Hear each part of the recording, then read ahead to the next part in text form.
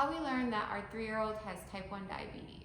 So our situation is a little bit different because our son has a genetic condition where if he gets sick, then 9 times out of 10, he ends up in the hospital.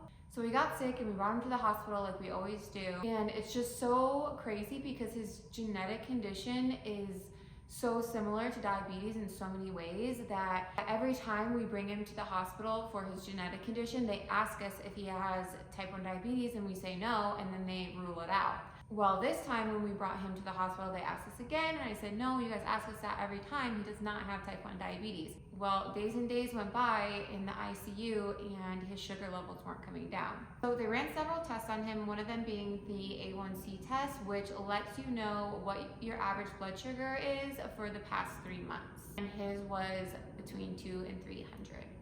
But leading up to that, I will say that there were signs that I did miss. One of the symptoms is weight loss, and he was thinning out, which is normal. Other symptoms were extreme hunger and thirst. The extreme thirst was because he was eating more. He had a regression in potty training, but again, I didn't think anything of this because he had just been potty trained a month prior. Now looking back, I know that it was all part of his diagnosis and it wasn't just accidents.